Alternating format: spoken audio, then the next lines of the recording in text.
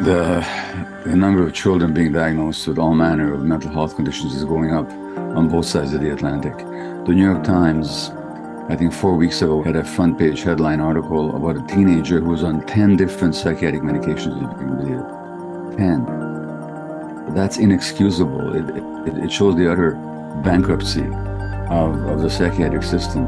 Rather than looking at the root sources of why this teenager is having her angst and her difficulties, they just keep trying to soothe the symptoms by adding more pharmacology. 10 different medications. Nobody should be on 10 different psychiatric medications. Nobody in the world should be on 10 different psychiatric medications. What do we do? What is the solution ultimately to this crisis? Well, the first step, I'd say, on both the social and individual level is to wake up. It's just to get that what we think is normal is not normal. Once you get it, then we can start inquiring about, well, what are the beliefs that run my life, and how did I acquire those beliefs? Some years ago, I was leading a retreat with ayahuasca, and one of my children came to visit one of these retreats, and that child came to me with tears in their eyes. Dad, you're almost like a guru to all these people. Why can't you be like that at home? And these were tears of rage is what they were. There was such a gap between how I showed up out in the world and then how I showed up at home. It's more like you have to be a complete person, in all aspects of your life, when you're not looking for the outside to complete the emptiness inside.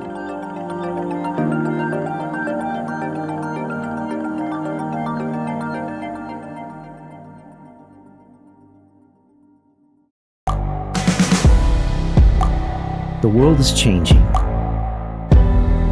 Inspiration is everywhere. It has never been so easy to connect, share, and bring people together. We're learning from others and finding the best in ourselves. Challenging our beliefs. Sharing our vulnerability. Overcoming our fears. Transforming ourselves so we can transform the world.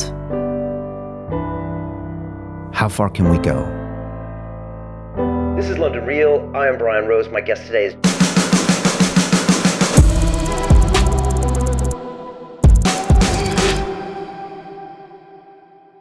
This is London Real. I am Brian Rose. My guest today is Dr. Gabor Maté, the physician, trauma expert, international speaker, and best-selling author. You are best known for your pioneering work in the areas of addiction, stress, and mental health in adults brought on through childhood trauma and abuse. As a physician in your hometown of Vancouver, you spent over a decade treating thousands of patients with your innovative approach. As the best-selling author of 5 books that have been translated in over 30 languages, you were awarded the Hubert Evans Prize for Literary Nonfiction. You have also received the prestigious Honor of the Order of Canada in recognition of your commitment to bringing about societal change and your groundbreaking work in the field of mental illness and addiction.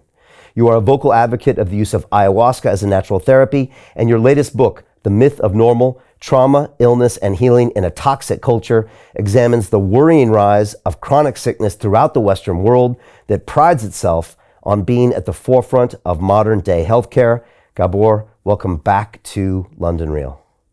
Brian, it's just great to be back with you. Fantastic having you here. I don't know if this is your 4th or 5th time, but we always seem to go super deep. You usually turn the tables on me, and usually end up going deep on my own struggles with addiction and my struggles with parenting and raising children. And yeah, I just want to say congratulations. I know your book has just hit the New York Times bestseller list. I think it was the #1 book in Canada. And I see you on all the biggest and best podcasts in the world. And I'm just so happy to see the world finally waking up to your incredible ideas and IP. How does that feel at 78 years old? I was joking earlier that you're an overnight success. Yeah, local boy makes good, It's very satisfying, and I also have to say this, my wife will tell you, it comes at a time when my ego won't run away with me completely, because had to come earlier, I might not have been able to handle it. But right now, you know what?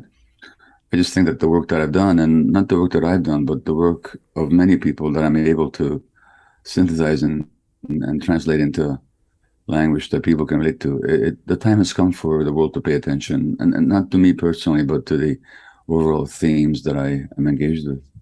And why do you think now that you're getting so much recognition? I mean, I know you haven't published a book in what, 3 or 4 years? And again, Make that 13 years. oh, 13 years. Wow, since you published. And again, I think you and I were talking earlier, people know your material through conversations you've had on independent media, including our show over the years. Maybe they were waiting for a good reason to have you on, and then you have this groundbreaking book that you've spent so much time on and co-wrote with your son. Was this just kind of a perfect storm for finally you being out in the open and being in the front pages? Well, I think quite beyond me, in the last 10, 15 years, there's been increasing awareness on the part of more people that something is fundamentally wrong. As a society goes into crisis, which Western society clearly is facing, more people start looking for answers. They start looking for the roots of problems rather than just, how to deal with the symptoms. And so my work has coincided with that. And so, when you say perfect storm, then in the aftermath of the COVID epidemic, which I know you've covered from various angles, people are hurting. Should we go back to the normal? But then people say, well, what was the normal before?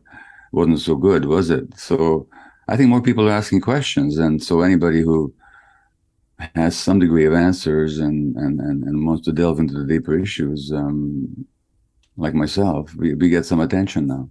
Yeah. And you mentioned COVID. I think the last time you were on was April 2020. Everything was just starting to happen. You were in that room, I remember. We had never done a remote episode before. Usually you're in London, in my studio in the chair right across from me.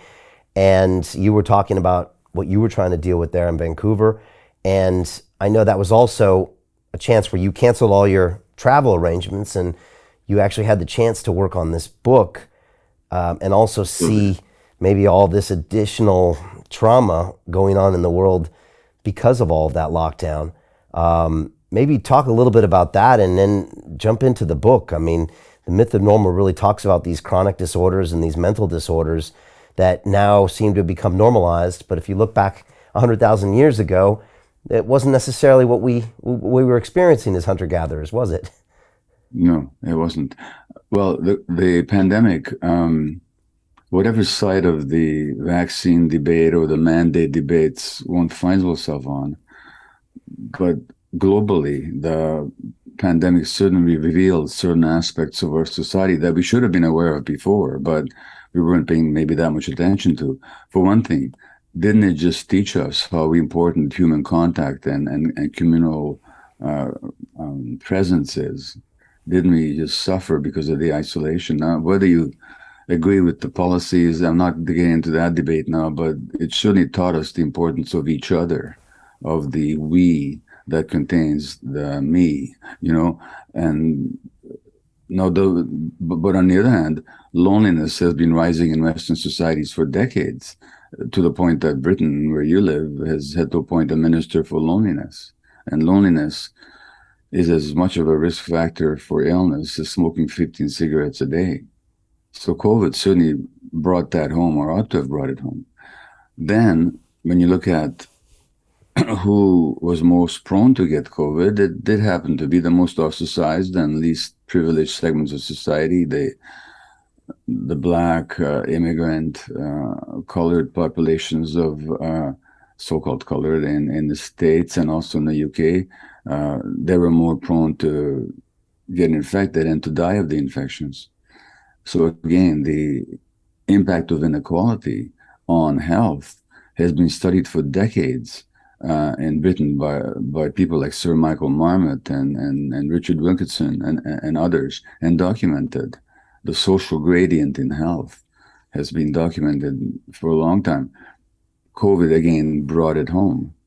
COVID also brought home, again, and no matter which side of the debate you might find yourself on, but the importance of looking for social solutions, for really working together to work our way out of a crisis. So all these factors have been, on the one hand. On the other hand, COVID also increased the rate of people using drugs and addictions, which shows the role that trauma and stress plays in people's self-soothing behaviors. Under COVID, the incidence of child abuse went up. More children end up in emergency wards with injuries. Domestic violence went up. So again, the role of stress and the underlying trauma that get uncovered by a social crisis. There's many, many lessons in COVID that, looking back, we could have learned earlier, and perhaps we'll learn them now, but I'm not so sure that we will. But again, COVID highlighted some of the tensions and contradictions in what we call the normal. And now in a post-COVID world, I think it is at least post-COVID-ish, like what are some of the glaring issues that we're facing? Is it something like the teenage mental illness and suicide issues? What are the big things on your radar that really you want to talk about with a book like this to get people's attention that something's not right here, something's not normal? Well, you began your question by referring to teenage mental health. The number of children being diagnosed with all manner of mental health conditions is going up on both sides of the Atlantic.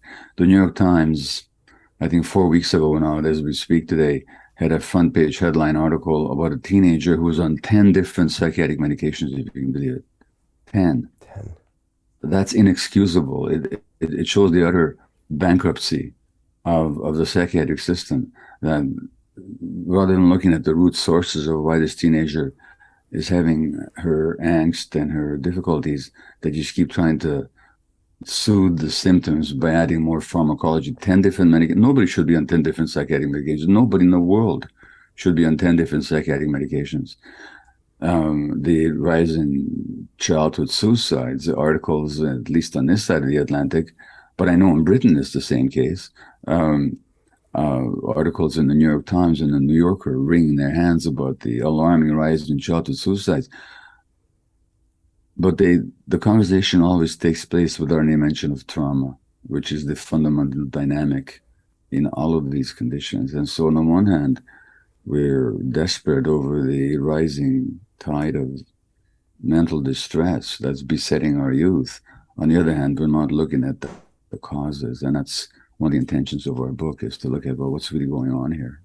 Let's talk about trauma a little bit, because I distinctly remember you being here in London 4 or 5 years ago when we sat down and we were talking about, I'd gone to run an Ironman race, and my nemesis on the race was John Joseph, and he had suffered some childhood sexual abuse. And I was kind of revisiting some of the issues of my parents getting divorced when I was 7. And I remember I casually remarked to you, Gabor, I said, well, my trauma was nowhere near as bad as John Joseph's trauma. And you said, hold on, Brian, that's not true. Because if you didn't properly, I think, process it mentally, it's very hard to quantify trauma. You know, you might say, well, this was an act that seems more damaging than this. But, you know, you had a great way of trying to explain trauma. And I know in the book you talk about a capital T and maybe a small t trauma. Did I understand what you were saying to me right? And how do you kind of talk about or explain trauma to people? Yeah, I think you got it. The first principle to understand is that trauma is not what happens to you. So if you look at John Joseph's case, in your case, you might say, well, he was really traumatized. I wasn't, because you're looking at what happened to you. But trauma is not what happened to you. Trauma is what happens inside you. So trauma actually comes from a Greek word for wound. So trauma is the wound that you sustain. It's not the hit, it's the concussion, you know, and everybody reacts differently to external events. So first of all, trauma is the internal wound. That's the first point. The second point is an exercise they often do with people. When they think back to their own childhoods, they don't see it as a big deal, but then have no standard of comparison. But your parents, when they got divorced, and I forgot what conversations we may have had around that, but your parents, when they got divorced, they didn't all of a sudden wake up from a happy marriage and say, sweetheart, it's been wonderful, goodbye. There would have been years of tension, you know, and maybe, I don't know what happened in your family, but I mean, I know what happened in my marriage, you know, and there's a lot of tension in a home which ends in divorce. Now, if you take one of your children and plug them, just imagine with your home, with your spouse, that same degree of tension or rancor, unhappiness that led to your parents' divorce. Imagine one of your children living in that environment for years. Would you still dismiss it as no big deal? You know, clearly you would say, this child, I wouldn't want my child to go through that degree of difficulty. So we tend to dismiss our own experience as irrelevant when we compare it to others. But there's no comparing trauma, because trauma is not what happens. It's the wound that you sustain inside. And when you mention the small t and the big T, sexual abuse is what you call a big T trauma. You know, I mean, that just really hurts. But you can have the wound sustained, especially by sensitive kids, in homes where nobody abused them, but they didn't meet their needs for emotionally being seen and understood. Maybe they had to deal with a parent who was depressed, or a parent who was just emotionally unavailable, like I was to my kids, you know, and those kids are still wounded. So again, trauma is that wound. It's not the event. And from that point of view, it's almost irrelevant. Although I do delineate the big tree from the small tree, in practice, the degree of wounding, it's almost irrelevant to make those distinctions. Yeah, you really taught me that, because when my parents got divorced when I was 7, I didn't really have anyone to talk to about it at the time. Therapy wasn't a thing. There were, nothing online obviously back then, and I think I was just left to kind of stew in my own issues. And my personality was different than my brother, who was 2 years older than me, than my sister, who was 4 years younger than me. We all dealt with it in our own way. And for me, it was just to believe that I could never trust anybody in the world, that it was just going to be me against everything else. I had to be self-reliant. I couldn't rely on anybody. So just imagine for a moment one of your children in that situation, how your heart would break for them, and that was your situation, and it's the situation of a lot of children in our society. Yeah. And so those the big T's, but those small T's can be there without us necessarily knowing, and they can add up over time, right? That neglect, or that low level of criticism can just add up over time, to where obviously that's being manifested in what we see today by these large-scale societal symptoms that you're observing. Well, when you talked about your sense that you can't trust anybody, you can't trust the world. I mean, that's devastating for a child. Now project that into the COVID crisis, and all the mistrust and all the suspicion and all the rancor, I mean, on all sides. To me, it didn't just speak about the urgency of the issues being discussed. It's also talked about who was doing the discussing. A lot of people who didn't trust, but the lack of trust. Now, there's all kinds of good reasons not to trust governments and corporations and so on. I mean, I talk about that in the book, there's all kinds of, overall, I don't have a conspiracy theory view of the world, but there certainly are conspiracies that we know this all the time. People telling us lies and selling us stuff we don't need, and telling us it's good for us when it's bad for us, all this kind of stuff. But at the same time, a lot of the suspicion and rancor that I saw on the COVID debate, I was seeing the impact of childhood trauma, where people just couldn't even consider another point of view, no matter from what side. And just the suspicion, well, if a child is given the sense early that the world is not trustworthy, that's going to show up in politics. That's going to show up in our social discourse. Right. So I see what you're saying. It was almost like the COVID perturbed the system, and from that tremor, you could see the embodiment of perhaps decades of trauma on a society, on the world, and now you could see these reactions that just didn't seem logical, normal, but we had never had a society this traumatized. And so that's I guess that's what you witnessed when you saw that. That sums it up. I remember reading about a pastor and about podcaster in Florida, who apparently he's got hundreds of thousands of followers, and he believed that the vaccine was a conspiracy by the Clintons and Bill Gates to introduce a microchip into people's circulations to control them. Okay? Now, if this guy went to a doctor and said, I believe that there's a conspiracy to put a microchip into my circulation so that I could be controlled, he'd be diagnosed as a paranoid schizophrenic. But when you put it into the COVID debate, it sounded plausible to a lot of people. Now, it's not that I put conspiracies past the Clintons or the Gates or anybody, anything is possible in this world. But for one thing, I don't think they have the technology yet to introduce microchips into people's circulations through a vaccine, on the most basic level. But when I thought about that man who had that theory, I thought, well, at some point, from an emotional point of view, it makes sense, because I'm pretty sure that at some point he probably was very small and very helpless, and people were controlling him in a way that was harmful to him. In other words, he was projecting into the political debate a personal experience of trauma, not realizing that that's what he's doing. So that, to me, there's always a kind of emotional sense behind even the most fanciful ideas, that even if the content of the ideas seems self-evident nonsense, the emotional contact, I think, comes from trauma. Okay.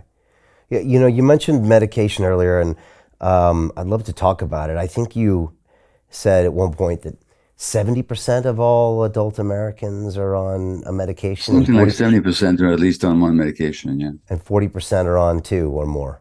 That's the statistic that I saw from the Mayo Clinic, I think. What do you make of that? And as a doctor yourself, what is the right amount? What is the solution? What is the future? What does that tell you? So we can look upon pathology as individual misfortune or genetic inheritance. But that doesn't explain why I think the rising rate of people on medications, because genes don't change over a short period of time. Now, if you put aside the issue of individual pathology, and if you say, well, what's going on in a society, then you have to understand the scientific basis. This is not fancy. This is not intuition. It's not conjecture. People are actually biopsychosocial creatures. That means that our biology is very much affected by our psychology. And needless to say, our psychology cannot help be affected by our social relationships from in utero onwards. So we already know from lots of studies that the emotional states of the mother while she's carrying the baby has an impact on the brain development of the fetus and on the future physiology of the infant. You can trace this for decades after the pregnancy itself.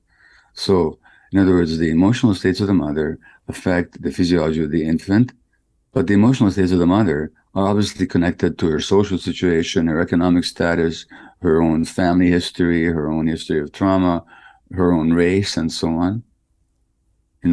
So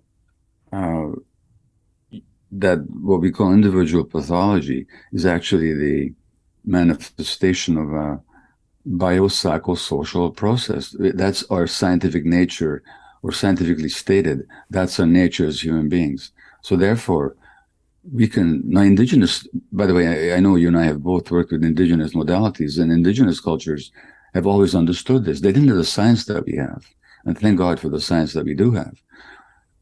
But our science has become so narrowed. So a friend of mine, a Lakota Sioux, partial Lakota Sioux, born American physician and psychiatrist, Dr. Louis Mel Madrona, told me that in his Lakota tradition, when somebody got ill, the whole community would kind of gather and say, thank you.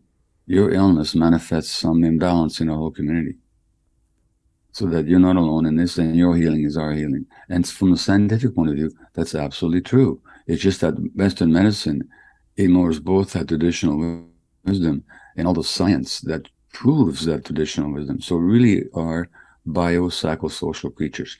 If that's the case, then if you have to want to look at the sources of the rising tide of illnesses, physical and mental, we have to look at social conditions and social relationships and the whole nature of the culture that we inhabit and the values that we live by and how we treat each other and how we interact with each other and the kind of stresses that we live under. That's just pure science.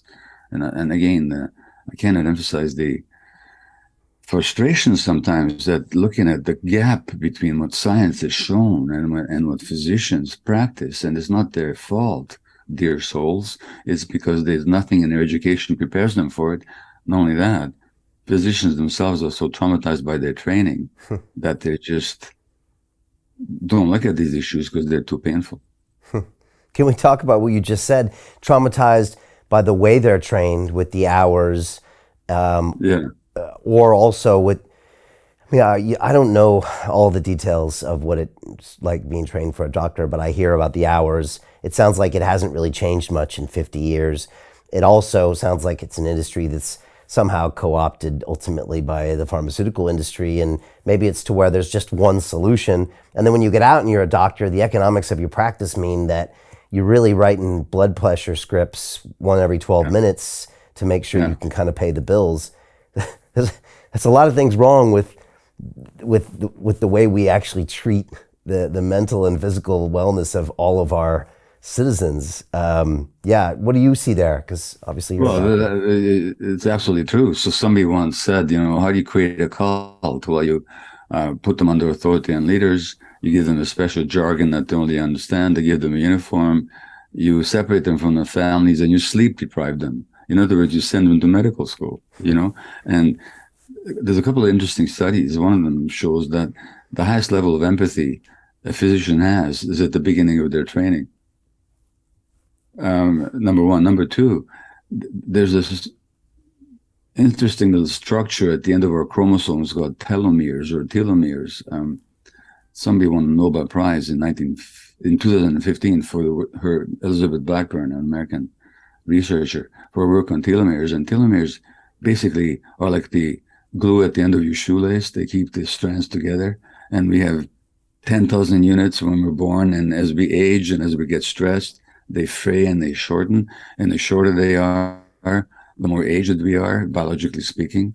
So, for example, if you look at the telomeres of Black Americans, they're several years shorter than those of Caucasians, strictly because of the stress of racism. And now they looked at the telomeres of medical residents. They frayed, aged faster in a year than other people their age. So, I mean, these are the people, and in the book, I talk about my friend, Dr. Lisa Rankin, who's an obstetrician. In her training, she, as a resident, apart from the fact that she's sexually harassed by her professors, but one night, 4 babies died in the delivery suite. And she was crying in the doctor's room, and she was told to get out there and get back to work.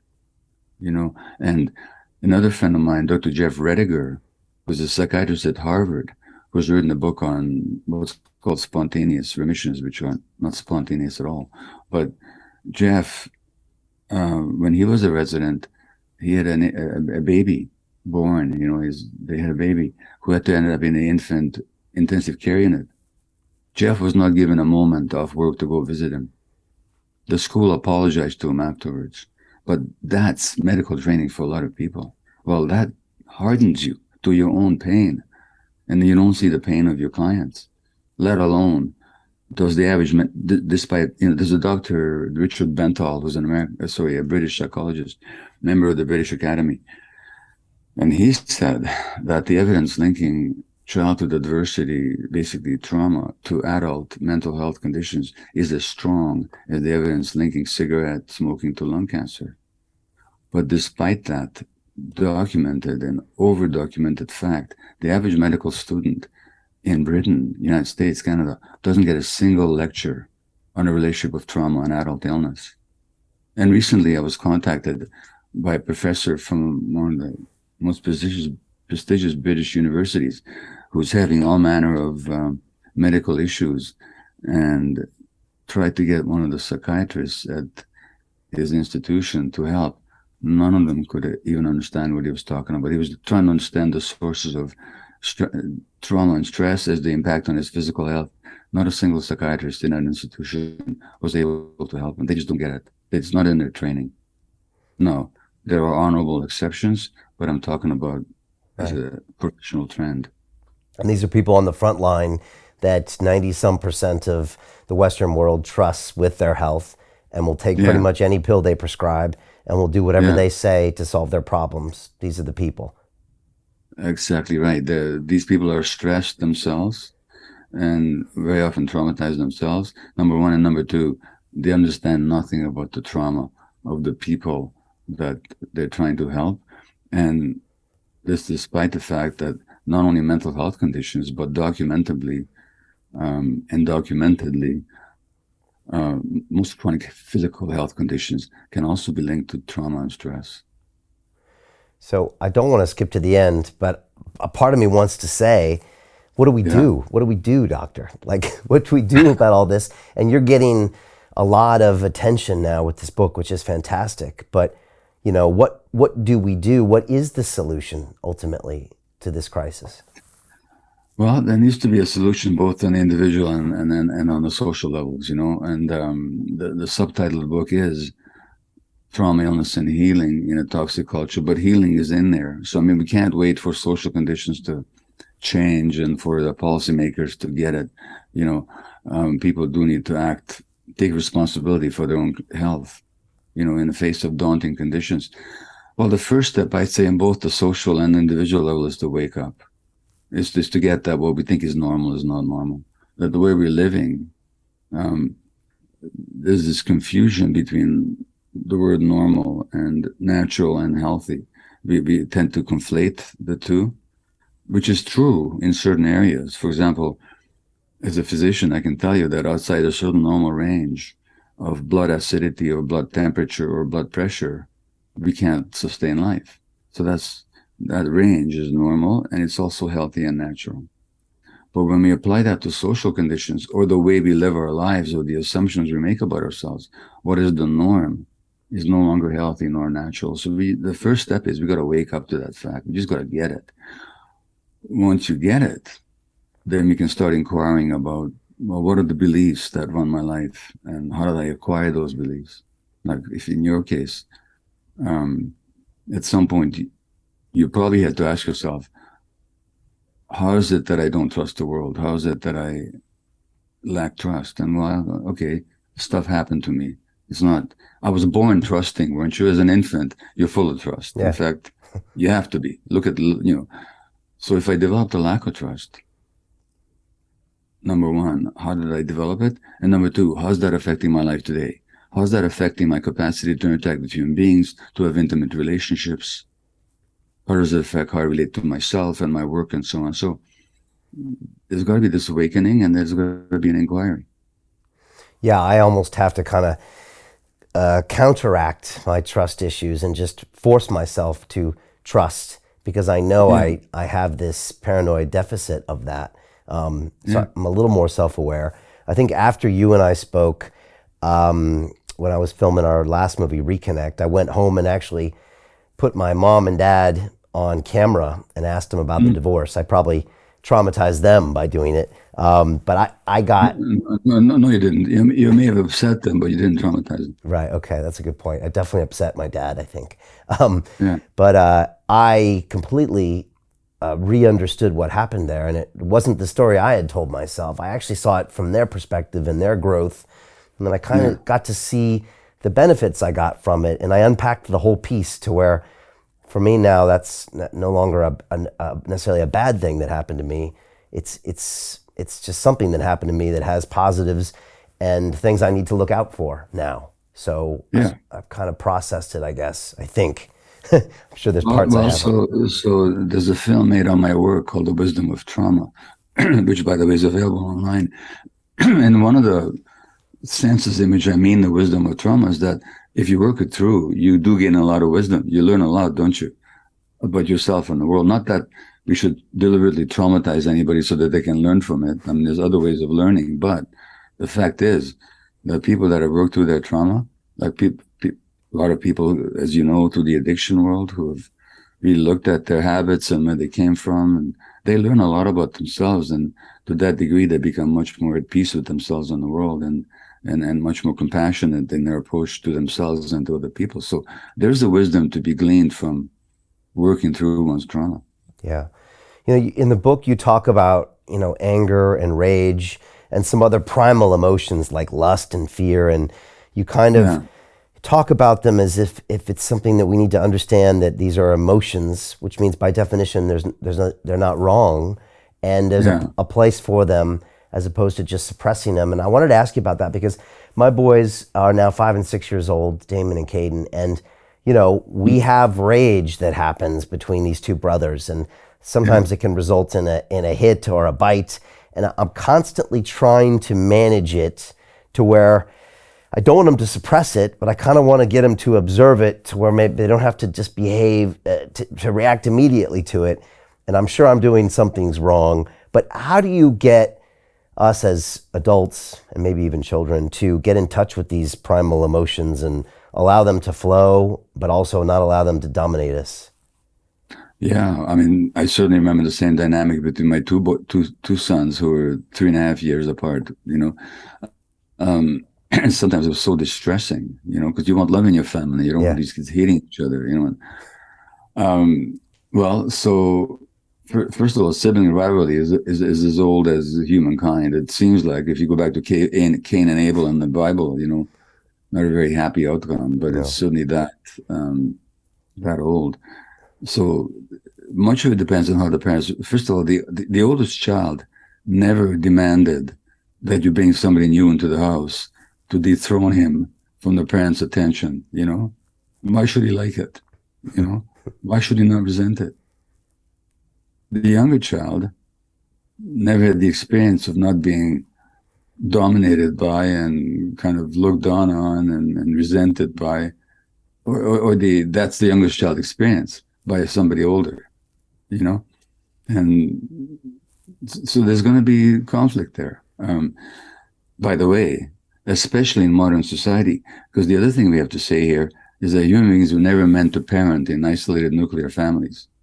So that we evolved. You referred earlier to the hunter-gatherer phase, which even in the life of our own species, Homo sapiens, let alone our hominin evolutionary ancestors, which we're talking millions and hundreds of thousands of years, but just take the life of our own species. If the life of our own species, Homo sapiens, can be expressed in 1 hour, then until 6 minutes ago, we lived in hunter-gatherer tribes. And children were not stuck in a home, two siblings with parents who, one of them was away the whole day working at least. They were out there in nature, playing with multiple playmates of all ages under the benevolent gaze of adults. There you wouldn't have had this dynamic, right. So part of it is a function of what we like to call our civilization. But now that we're here, so one of the determinants of how this will go down is how do you react when this happens? If you can stay mindful and calm and connected and regulated, that'll teach the kids that it's possible to stay regulated in the presence of stress. If you get all uptight like I did and start yelling and so on, that just feeds the fuel for their fire, So part of it depends on how do the parents respond. Secondly, naturally, you can't allow kids to hate each other. You just can't allow the older one to beat up the younger one. You can't allow that. But the question is, who steps in? Is it a rageful, triggered adult? Or is it a self-regulated adult who says, no, your brother's not for hitting? And in that moment, you're not trying to teach anything. You're just simply trying to teach that this is not acceptable, period. But you're not teaching emotional self-regulation. Now, after the episode is over and you're reconnected with the child, and you're both calm, then you say, oh, you must have been very upset when you hit your brother. What was going on for you? You must have been very angry. So you don't try and teach them the language in the middle of the crisis, because in the crisis, they're in flight and fight mode. No learning takes place. So you wait till they're regulated and you're regulated, and then you have this conversation, and that'll teach them, oh yeah, there's other ways of handling this, so that's how you do it. Yeah. That's the first point. The second point, the third point I should say, is this.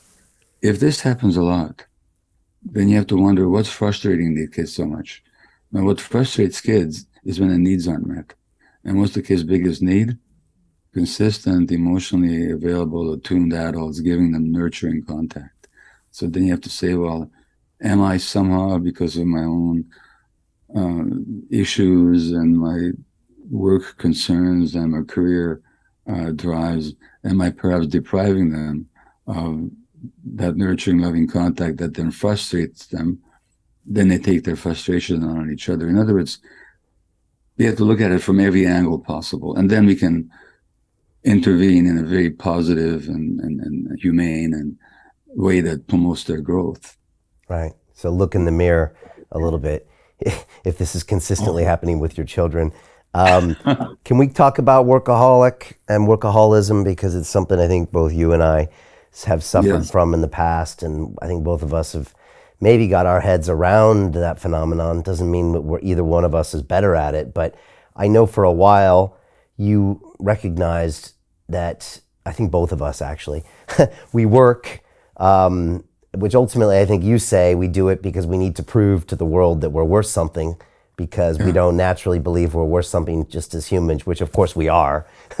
Well, we do naturally believe it as an infant, the first day you're born. Right. You expect it. You expect to be the most important thing in the universe. Right. Right. You know, so, but somehow we learn that we're not. And both you and I learned that through our particular childhood trajectories and the trauma that we sustained. In my case, the learning wasn't purely voluntary. It was in London, not that many years ago, that my wife said to me, I don't know if I told you this before, but she said to me, buddy, you've written a book called When the Body Says No. Now you better write one called When the Wife Says No.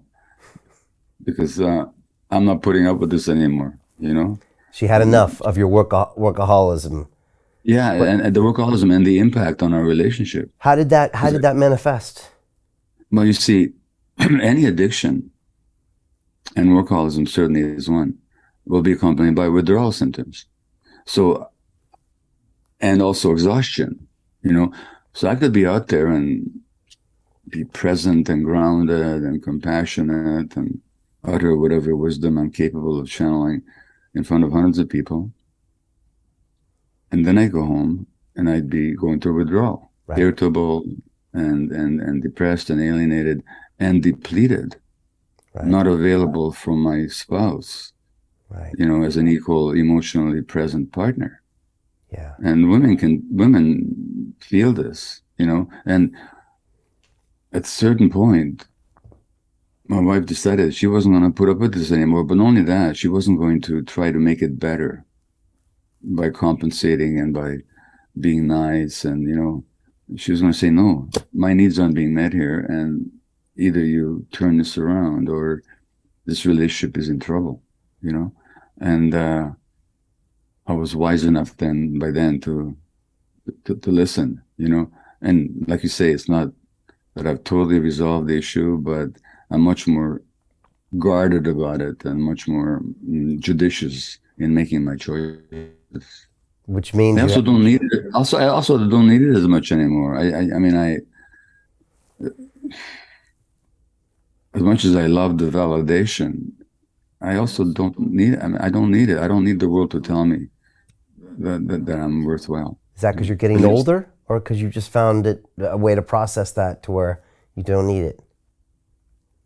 I know how to be with the sense that I'm not worth it when it arises. Okay. I know how to notice it as an old imprint and nothing to do with reality. Okay. You know, now look, with all the attention my work is getting and the new book is getting and so on, it's almost impossible not to get seduced by it. Yeah. Over and over again, you know, but something in me doesn't buy it anymore. You know? even now, because if anything, this should be the hardest thing, the most tempting piece, because you're probably getting 10x the notoriety than you've ever had before in a book. And you know, so this could be the dangerous time, right? The relapse moment for that person to have that drink or for you to go back. But you're finding that you're okay. You can be okay with it. I'm finding, I don't want to be categorical about it, but I'm finding I'm... To continue watching the rest of the episode for free, visit our website londonreal.tv or click the link in the description below.